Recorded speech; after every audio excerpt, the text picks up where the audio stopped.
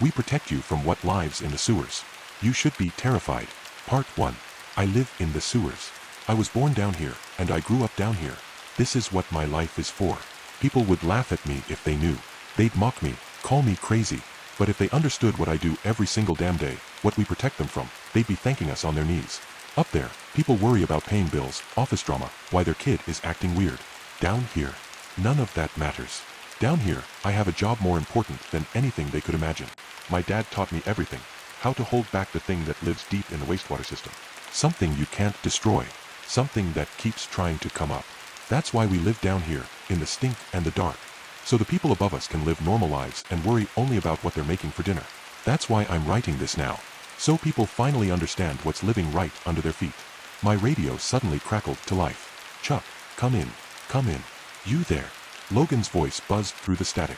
I'm here, I said, grabbing the receiver. What's wrong, Logan? Oliver's not responding, Logan muttered. Can you check on him? You're the closest. I didn't want to answer. I had finally settled into my little hideout for the night, and Oliver, well, Oliver wasn't exactly great company anymore. Something broke inside him years ago, down here in the dark. He was stationed at the front gate, the place where the creatures would come through if they ever broke in. My dad always said there was no coming back from that post. I've lived in these tunnels for 20 years, and I'll admit it, I've never seen any of the horrors myself. But my father was convinced, knew it in his bones, that if we didn't keep the system under control, hell itself would break through. Chuck, you checking on Oliver, or what? Logan snapped. Stop drifting off. Yeah, I'm going. I fumbled with the radio. I'll go take a look. Copy that. And Chuck, stay sharp. Don't zone out. Got it, Logan. I rolled my eyes, even though he couldn't see it. Copy. Over and out. The radio went quiet again. I let out a long breath. Oliver was at least a 2-hour walk from here. And today, I really didn't feel like going anywhere near him. My father trained me well for this sewer life. I knew exactly how to get to Oliver without wading through waist-deep filth. And there was one rule he drilled into me more than anything else. Never go anywhere unarmed. He had this old shotgun he carried everywhere. When he died, it became mine. Same cracked leather strap, same weight on my shoulder, same lingering smell of oil and mold. He died young, only 53. The sewers don't treat people kindly. The stench. Yeah, that part never gets easier. It's the kind of smell that curls your stomach and sticks to your clothes for days. But I got used to it. Patrolling was the boring part. I knew every turn by heart. Which bulbs were burned out, where the concrete got slippery, where you had no choice but to step into knee-deep muck. That was when the mind wandered. I always found myself thinking about the things my father feared so much. Wondering if they were real. Wondering what my life would look like up there, in the so-called real world. Where you go grocery shopping, come home, watch TV, complain about your boss. I couldn't imagine it. Then something splashed. Hard. A deep, heavy splash that echoed through the tunnels. I froze. Brought the shotgun up, switched on my flashlight. The surface of the water rippled for long seconds, as if something huge had just moved below it. But the beam showed nothing. I couldn't stay there. If you linger too long in one spot, the dark starts paying attention to you. Or whatever lives inside it does. I had to get to Oliver. That was my job. Oliver, come in. You there. I tried the radio as I picked up my pace. Oliver, do you copy? Nothing. Oliver was in his 40s, and easily the most unpleasant person I've ever met. He knew my dad back in the day, but something happened between them when I was a kid.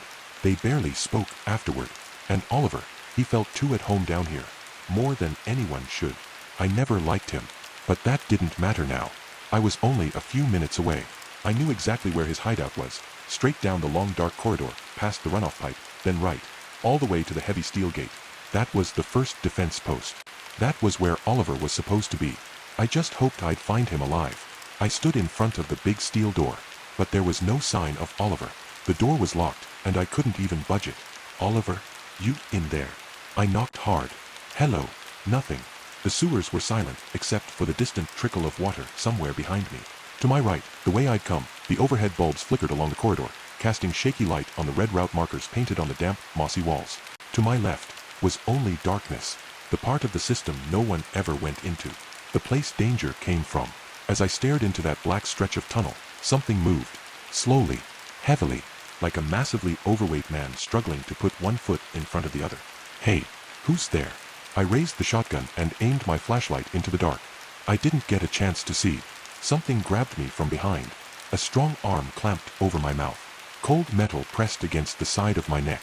"Shut up," a man hissed. "Unless you want them to hear you." I froze. The voice was familiar. I managed a tiny nod. A metallic click sounded, and the heavy steel door swung open. The man didn't release me, he dragged me inside, pulling me backward as the darkness behind us swallowed the corridor. Right before the door shut, I glanced over my shoulder one last time. That huge, lumbering shape was still standing there in the dark. Silent. Waiting. But I wasn't thinking about what it was anymore.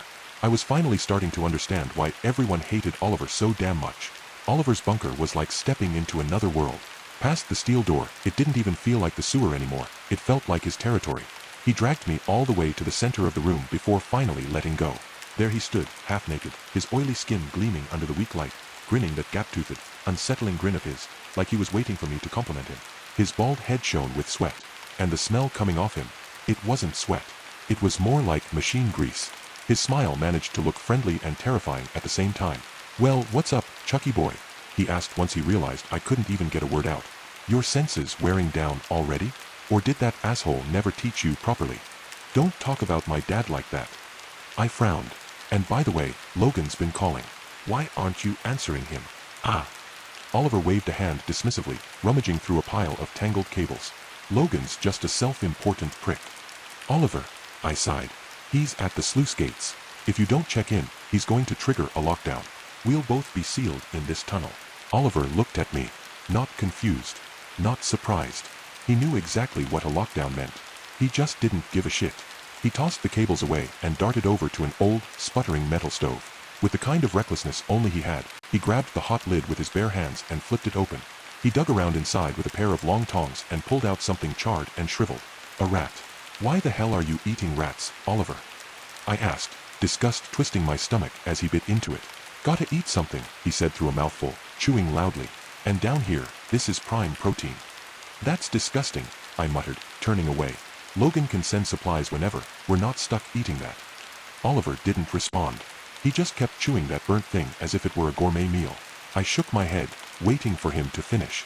But he never got the chance. A heavy pounding slammed against the steel door. The sound was sharp, like a fist hitting metal. Hard. Angry. I spun around. Oliver froze mid-chew. The smacking and chomping stopped instantly.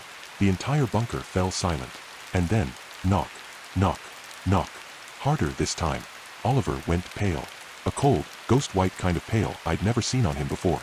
I saw it clearly, the fear in his eyes. Real fear. The kind you don't question. They found us," he whispered, voice trembling. "Get back." Oliver snapped, jumping to his feet. "Move it, Chuck. This is not the time to drift off." My heart was hammering in my throat. I shot up, gripping the shotgun tight, staring at the steel door as it shook harder and harder. "Go!" Oliver barked, yanking me backward. "Run!"